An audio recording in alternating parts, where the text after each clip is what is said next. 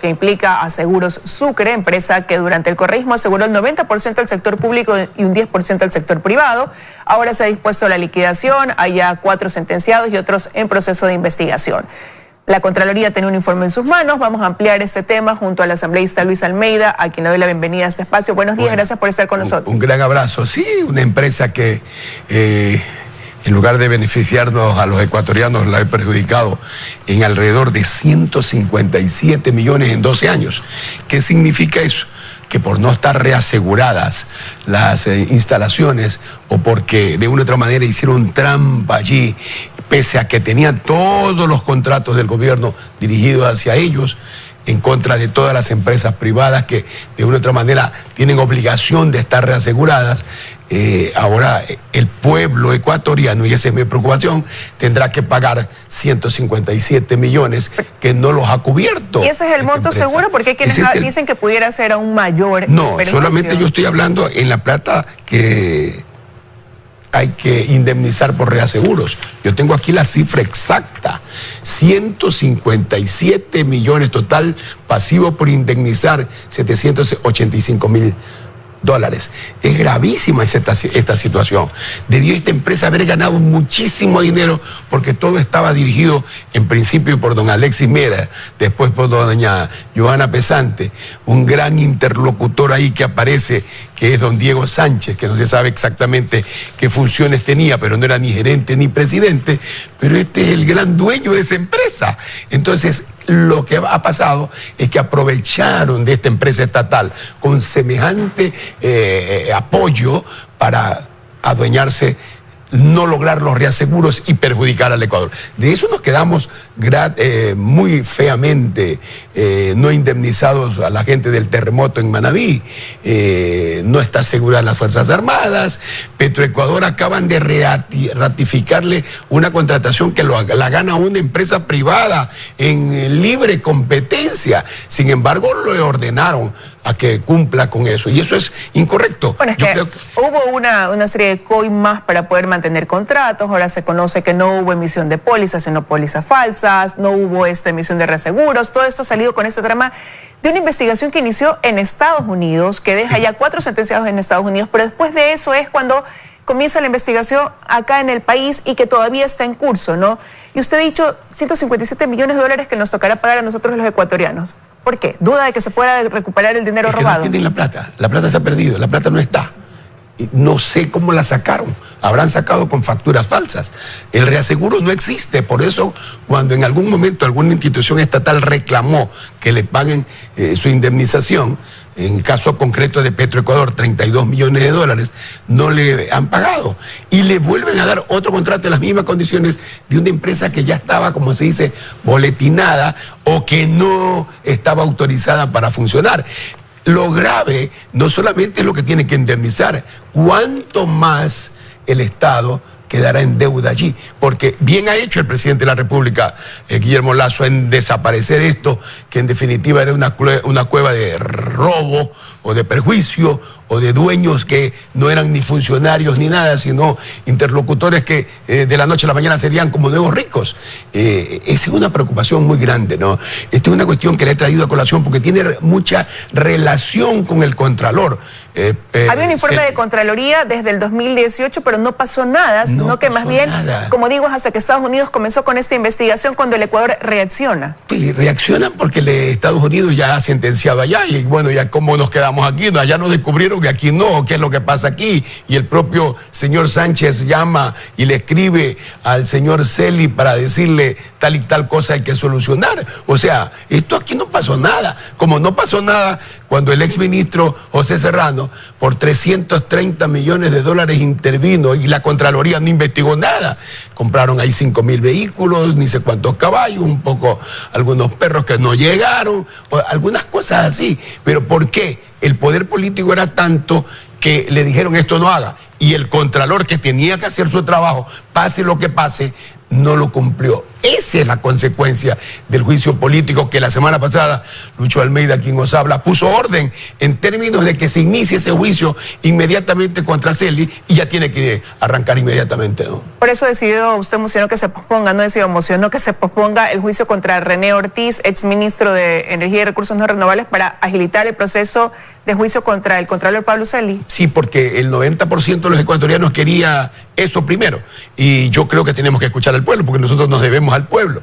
Pero no nos hemos olvidado del exministro que nos subió las planillas telefónicas, y eso lo vamos a arrancar la próxima semana. O sea, no es que ha dicho no vamos a seguir, no, es prioridad. Prioridad primero esto, porque la Contraloría está acéfala en este momento. Allí hay un contralor, del subcontralor, del subcontralor, y entre ellos se designan. Pero sin embargo, la misma gallada. Sin embargo, quienes dicen que desde la cárcel 4 Pablo Celi sigue firmando informes y sigue despachando. Con fecha atrasada, lógico. Y ahí es el problema. No es que el gran negocio, así como las aduanas son los contenedores, acá son esas famosas tiradas abajo de las responsabilidades, ¿no? Y eso es el negocio allí, negociado entre comillas. Entonces no puede ser eso de un contralor encargado que no fue nunca subcontralor y que en definitiva lo designaron a dedo y que nunca se posesionó. O sea, hubo el avasallo allí también en procedimientos a que lo nombren a este señor Celi, ¿no? Ese es el problema cuando se hacen las cosas rápidamente. Tienen que hacerse mesuradamente y bien hechas. Ahora, pero ¿y qué papel debe jugar el Consejo de Participación Ciudadana entonces, por ejemplo, en ese sentido? El Consejo debería, a mi entender, encargar a alguien. Dicen que no hay cómo hacerlo, como que no hay que hacerlo, si la Constitución dice que ellos son los que nombran. Entonces, cuando hay una cuestión de estas, viene el Procurador General del Estado, y por miedo a que él también lo saquen, que nadie lo está sacando por si acaso, que al menos así yo me he enterado, que nadie lo está sacando, entonces opina de que no pueden cambiar a nadie porque están blindados por una resolución de la Corte Constitucional. Entonces, ahora dice lo contrario. Ahora dice lo contrario, que sí, le toca solucionar políticamente el tema. Pero blindados estaban también para tomar alguna decisión, y sí en su debido momento, y eso es lo que se cuestionó de algunos sectores que hayan removido a un exfiscal del Consejo de la Judicatura, y donde no se acogieron a esa resolución del Tribunal. Ahí lo removieron porque un ministro exigía, y si el ministro que está obligado a hacer cumplir estas órdenes, podrían iniciar una destitución a los miembros del Consejo de Participación. Es que esto está enredado, una función con otra. Entonces, por eso es que no son independientes, deberían ser independientes. Ese ministro anterior fue el que tuvo la culpa. Y ahora, ¿por qué fue? Entonces debe haber sido por algo. Entonces esas cosas son las que están malas en el país, que hay que componerlas. Si no se las compone, seguimos en el desastre. Vea usted cuántos juicios estaremos perdiendo en este momento por no tener un contralor realmente nombrado legalmente. Vamos a ver las consecuencias después de pocos meses. Pero ¿cuántas cosas se retrasan? ¿Cuántos tiempos se pierden en términos de que se vencen los tiempos y plazos para las investigaciones de la Contraloría? La Comisión de Fiscalización ha hablado de millones de dólares en perjuicio al país por glosas desvanecidas desde la Contraloría. Así es. Eso es terrible. Eso es lo que ha pasado. Por eso es que allí falló el transitorio. ¿Quién dijo que los del transitorio eran santos? O eran cardenales, o eran gente perfecta. Nadie. Todo es errar humano, pero se equivocaron en nombrar a Celi y se equivocaron en nombrar en uno o dos funcionarios por allí que los ve usted en escándalos. Es normal que el ser humano cometa errores, sí, pero no para esto. Entonces, Celi nunca debieron haberlo nombrado. Sin embargo, él se ofreció, me cuentan, no, yo persigo, yo hago esto, yo hago todo de acá. Vea, pero lo han descubierto en cosas terribles y todavía no ha de salir toda la fortuna. Tiene que salir toda la fortuna. Hay que investigar ese tema de por qué ha fallecido un señor ahí en la cárcel dentro de la misma investigación. Y aquí no pasa nada. No puede ser. La policía, ¿dónde está la fiscalía para esa investigación? Sea como sea, se ahorcó o lo mataron, tiene que decirle al país por qué el señor abogado, secretario de la presidencia, amaneció muerto o apareció muerto. Eso no puede ser en un país civilizado. Este tipo de cosas, por mucho poder económico que tengan, no pueden tapar lo que el país comenta. Ahora, pero usted ha cuestionado el hecho de que, por ejemplo, en el caso de Segura Sucre, que es con el tema que iniciábamos esa entrevista, la Contraloría no actuó, pese a que ya había un informe desde el 2018. Y en ese sentido, ¿usted cree entonces que el país va a poder conocer realmente todos los que estaban detrás de ese entramado, porque ya digo, hay 4 sentenciados en Estados Unidos, entre esos sí, quienes gerenciaron en su momento Seguro Sucre, pero ¿cree que logre acá la investigación del Ecuador dar con toda esa estructura quizás que hubo detrás de Seguro Sucre? Con esa estructura criminal, dirían allá en los Estados Unidos y aquí también. O sea, criminal me refiero a que hacen robos y perjuicios al Estado ecuatoriano. Sí, sí hay nombres ya, y hay nombres, hay muchos nombres que ya están investigándose. Diego Sánchez, el mismo Alexis Mena, la señora Johanna Pesantes, los mismos gerentes y presidentes de esas instituciones que pasaron desapercibidos. ¿Dónde están los recursos económicos? Todos los negocios del Estado estaban allí. Los del BIES, los de las Fuerzas Armadas, los de la Policía, los de Petroecuador, los de CNEL, los de CNT, que nunca cubrieron, nunca cumplieron, pero las instituciones del Estado pagaban. Y los reaseguros resulta que no aparecieron. O sea, aquí cobraban por el reaseguro y resulta que cuando necesitaba reclamar la gente, no devolvían recursos económicos. Entonces allí hay que hacer una gran investigación que le toca a la Fiscalía hacerla, pero los legisladores, en este caso mío y algunos anteriormente lo hicieron, pero quedó esto en nada. O sea que aquí no pasa nada en el país. Ahora el Estado tendrá que pagar. Y eso que el presidente de la República, Guillermo Lasso, decidió desaparecer este Seguro Sucre. De lo contrario seguía la fiesta aquí. Pero ahora se dice que la Junta de Accionistas, de Directores de Seguro Sucre, tendrá que nombrar a un liquidador que sea alguien que no haya trabajado, que no haya tenido relación con esa empresa. ¿Cuál debería ser el perfil que tenga entonces ese liquidador, ¿no? Y también la certeza de que va a ser ese perfil idóneo. Sí, y en esto también tiene que ver mucho el superintendente, no solamente el contralor, el superintendente respectivo de seguros, que hay un superintendente de seguros allí para poder nombrar. Ese interventor tiene que ser designado por ellos, porque así dice siempre la ley. O sea, tiene que ser un hombre que no vaya a trabajar para los mismos delincuentes anteriores, porque de lo contrario seguimos perdiendo en la liquidación de esa empresa, porque de lo contrario esto va de mal en peor todo un siempre, ¿no? Esto, los 157 millones que hay que pagar en este instante, que tiene que pagar Seguro Sucre en este instante al Estado ecuatoriano, o indemnizar por esos daños que han habido en este momento. ¿Y se acuerda usted que se dañó una tubería de Petroecuador?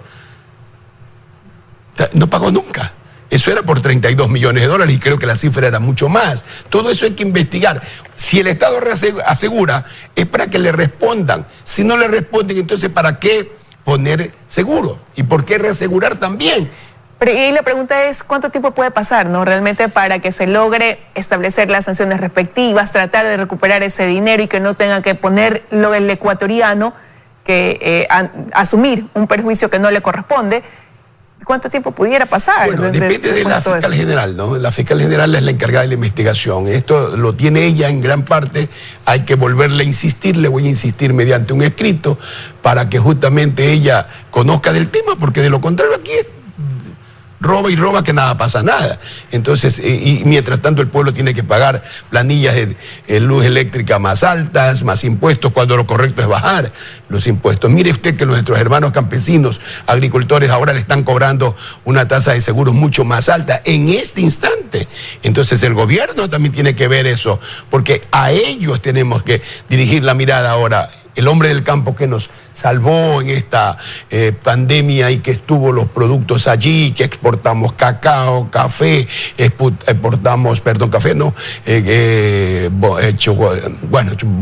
cacao y todas estas cosas para justamente ingresen recursos económicos al Estado, camarones y todo esto, ¿no? Banano, en eso sostuvimos la dolarización en ese momento, más los centavos que mandan también nuestra gente de afuera, que son los migrantes, alrededor de 3.000 millones de dólares. Entonces, si nosotros no nos preocupamos de eso, ¿cómo reactivamos?